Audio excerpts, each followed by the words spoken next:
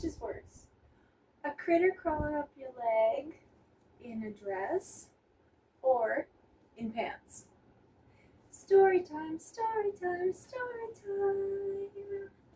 So, when I was probably a teenager or so, I was outside and randomly, critter as you so fondly say, a little bug, water beetle, something like that, decided that it was going to crawl up my leg. And yeah, I was wearing some pants and I was like, no, get out of here. Shoo, go. I tried to walk over here and my dad's like, what's going on? And I was like, this bug over here is trying to crawl up my leg and I'm not letting it. And, we continue on. And then it sure as everything runs. There is a tree, perfect shade, grass. It has a whole bunch of things it can go into.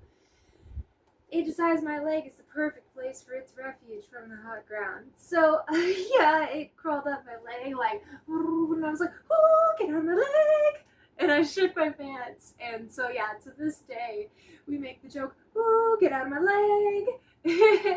So, it's really disturbing when it's pants, but I would imagine it would be even more disturbing if it were a dress. Luckily, I have not had that happen yet, knock on wood, because no, thank you.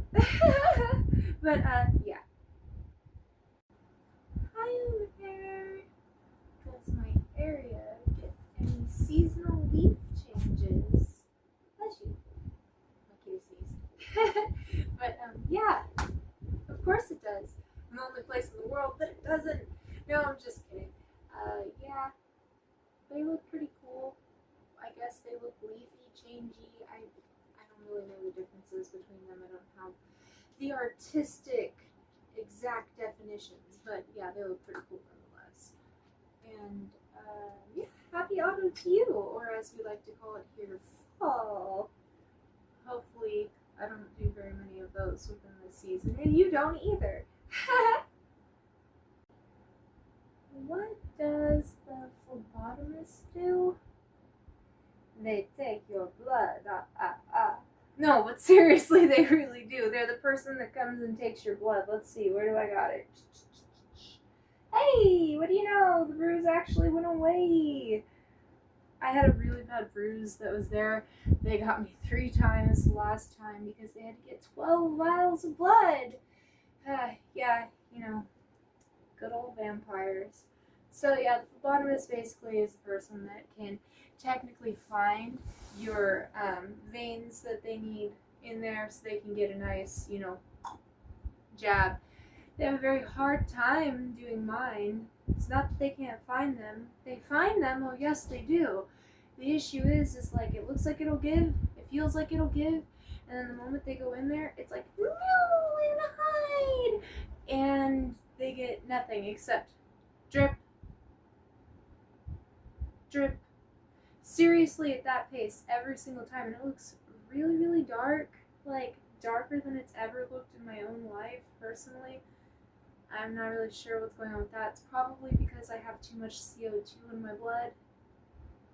I don't know. I have plenty of oxygen.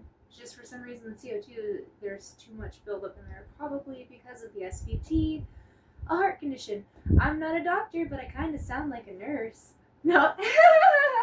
But, phlebotomist, they're kind of like nurses, except they're the nurses at the hospital that take your blood instead of just standing there, writing things down. Is it bad that you want an armchair like the one in the documentary Idiocracy? Well, first off, I have not seen the documentary that you speak of, but I did do my homework on Google, and I saw the chair. So, for those of you that haven't seen the documentary like me, the chair that they speak of is much like my thinking chair that I have here. So, it's nice and comfortable and plush, and it has a toilet smacked right in the middle for comfort. Like all thinking places for some, well, not for most, but for some, like I said, the bathroom is where you get some of your best ideas. So my thinking chair would double as a toilet in your scenario. Is it bad? I mean, I guess it depends on who you ask. I'm like the no judgment station, so it's most definitely different. It also depends on where you have your bathroom at with this. So, okay, is this going to be in your bathroom? This is now a toilet. Pretend this is a toilet chair. Your toilet chair, is it going to be in the bathroom or is it going to be placed in front of the TV? Because that's the big kicker of the question. If it's in the bathroom, then I guess it's okay if you're that boozy biznatch. Yeah, that has a cushioned seat for your toilet. Sure, yeah, that's cool. Just make sure you get a lot of protective plastic. But if you have it in front of your TV, yeah, man, yeah, that's pretty bad.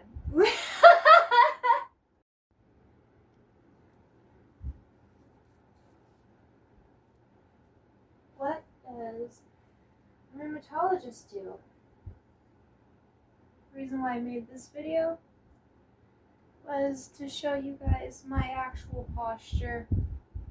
This is without me trying to stand correctly. So I'm going to a rheumatologist because I'll try to stand up straight. This is incredibly difficult for me. It makes me just about pass out every time. I'm already sweating because I'm in a massive amount of pain.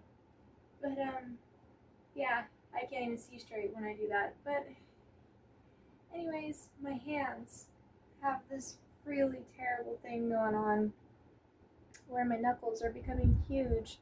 Almost like a guitar player. Like, you can check out Keith Richards' hands and see he's got these lovely, lovely little knots here. Any guitar player or any pianist or any person that uses their hands like a mechanic will have this happening to them. I haven't played guitar nearly enough to have that happen to me.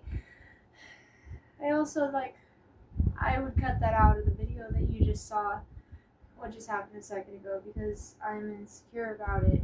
But I pass out all the time, and standing up makes it worse, like I've said before. So, yeah, the rheumatologist is to hopefully find out why my rheumatoid factor keeps going up and up and up and up. The RA factor does, rheumatoid arthritis factor. But I don't have rheumatoid arthritis. It's just reading off like I do, which means I have an autoimmune issue of some sort. And that's why I got a lot of all these things going on with me. It's really hard to even sit up straight. It's hard to be honest and still be really happy and smiles, but just know I am trying my best, and I will keep trying to get help for whatever is wrong with me, and that's what going to the rheumatologist is for.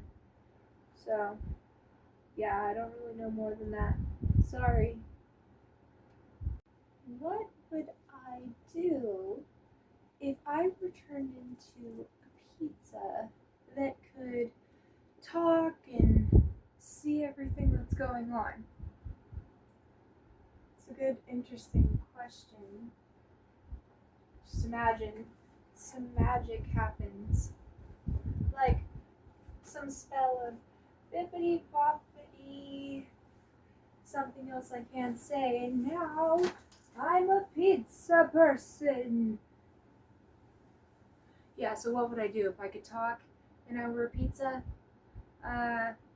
I would pretty much be effed, because what am I gonna do other than say, no, don't eat me, I'm not ready to be digested yet.